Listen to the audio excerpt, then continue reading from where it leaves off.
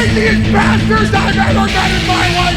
I love everyone. What's going on, you crazy bastards? You're back here with Rob Kimball from sonsofwrestling.com for a WWE Smackdown review, and we start off the show. Seth Rollins down to the ring, and he joins in with the crowd with the "I sold out" chants. That is awesome. So, and he explains of the reasons why, being young, naive, this and that, and you would all do the same thing. And then he goes on to explain how he's going to destroy Dean Ambrose in the cell. Then Ziggler's music hits, and Dolph Ziggler comes down and has some words for Seth Rollins, explaining about respect, not selling it. But Rollins responds with, "Did respect save you, Dolph Ziggler, from the curb stomp that I gave you last week on Raw?" And, Dolph Ziggler ain't feeling this. Throws a drop kick, knocks fucking Rollins out, and then we get this match rolling right away. We call for the bell, and really good match between the two. Dolph Ziggler had the upper hand the entire match for the most part, hitting in some really good moves, but in the end he tried to get this the one move in, but Seth Rollins, too strong, picked him up, gets the turnbuckle powerbomb, then the curb stomp for the victory. Of course he was going to win, but he could have done it with somebody else instead of Dolph Ziggler, because now what's it make him look like? So who knows where they're going with Dolph Ziggler. It's like hit or miss. Go sell this job. Go do it. Come on, man. Let the guy get a couple victories in. Shit. It looks like he might be just giving that belt on over to Cesaro soon, so that's just my opinion. And then Ambrose comes out, and Seth Rollins clearly slips on out of the ring, backs up, retreats, and he wants to talk to him. He's like, "Hey, brother, I want to talk to you about this, his contract for Hell in a Cell," and he's not having it. So he explains about all the mass destruction that he's going to do, rip off his face, put his fucking boot up his ass, you know, the real deal. And Kane's music hits, and Kane has some words to say too, because he's pretty pissed off that he doesn't have a match at Hell in a Cell. And tonight he's going to have a match to take out his frustrations on Dean Ambrose. So that's the main event set up. Then we have AJ Lee versus Layla, and we have Paige and Alicia Fox on commentary. And quick match, really fucking messy Black Widow. That's not entirely AJ's fault, because Layla fell forward during it. It looked like hell. And picks up the victory. Alicia Fox jumps AJ, but AJ takes her out. Paige finishes up and hits the Rampage, knocking AJ Lee out, and grabs the belts, does the Skippy, you know the deal. Same old shit, you know. That's it. Kane and Rollins are backstage. Rollins tells Kane, "I want you to just destroy Ambrose, but save just a little piece for me at Hell in a Cell." And Kane says, "You don't understand Hell in a Cell and all the torment and destruction that comes with it. Neither you or Ambrose, neither one of you have ever been in there." So he says, "Tonight, pay attention to what I do. You might just learn something." And we find out later on what happens there.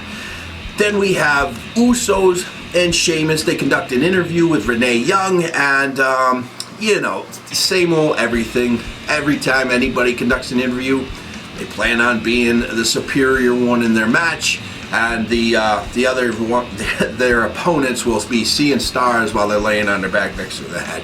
That was it. So we go into the match with the Usos and Sheamus versus Goldust, Stardust, and The Miz, with Mizdow ringside, and Mizdow's antics are hilarious again. So he plays the part so goddamn good. It's funny. It's kind of distracting because he is sometimes the main focus here. But nonetheless, everyone does a really good job. Goldust and the Usos were rocking pretty damn good in this match, but it was the usual match, and Goldust eats a brogue kick. So that was that. Nothing very impressive after, because it's just very predictable there. You could have let the fucking heels pick up the victory, maybe, shit, whatever, or that's what happens at Hell in a Cell. I don't know. Had too many different things that you could do, but I just thought that it's the typical win for the babyface. Well, Mizdow come in there and knock somebody out and let somebody roll in, cheat to win. That's always fun. Anyway, Big Show comes down to the ring, calls Mark Henry down with him, has some past stories, podcast material this was, about flipping a gentleman's car at the Waffle House. But he basically saying, Mark Henry, stay out of my fucking way when I take on Rusev at Hell in a Cell. Mark Henry respectfully understands and says, I'll stay out of your business. He was a little perturbed about this, but he's okay. And Lana and Rusev come out and cut a promo, boring. And then Big Show, same thing. Who's got the bigger balls here? Promo. That's all it is. Bigger balls promo. I'm going to call it that from now on. And we have Ambrose conducting the interview. And he, like I've been saying for months, this was as soon as he broke away from the Shield. Just like Bruce Willis. And what does he use here? Yippee-ki-yay, motherfucker. Well, he didn't say that, motherfucker. But anyway, that's exactly what his character is. Just like Bruce Willis in Die Hard.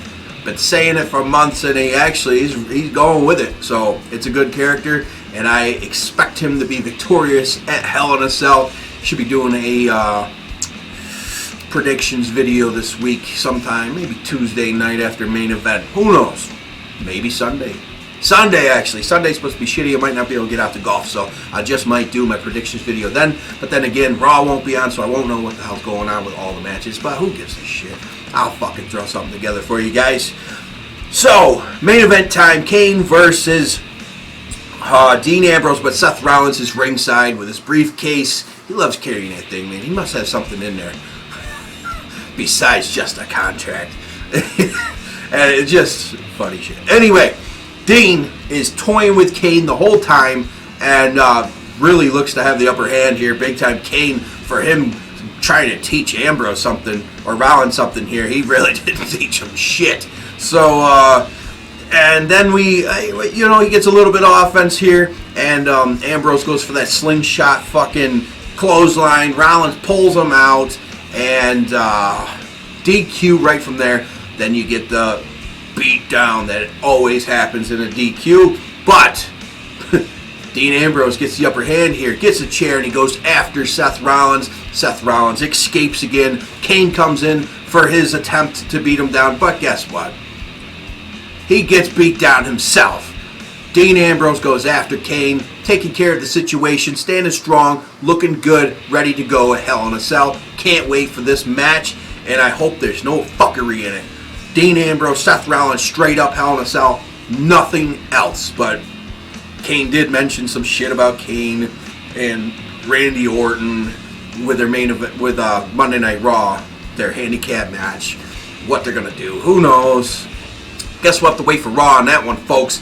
Anyway, decent SmackDown. There was highs and lows with every show. You get it, but definitely was a Dean Ambrose show here. So that was fun, good in my opinion. And I could have had 2 or 3 more matches. As I'm looking at my notes, they're much shorter than usual. Just my bullet notes, there's only like 6 things on there. So anyway, guys, it was a fun show either way. And I don't know, you know the deal. Go to sonsofwrestling.com. Get yourself some cool ass t-shirts. I gotta start doing that like Dean Ambrose. He's got that little trigger finger going on. Go to sonsofwrestling.com. There you go, guys. And all of you crazy bastards, support pro wrestling. Alright? Peace.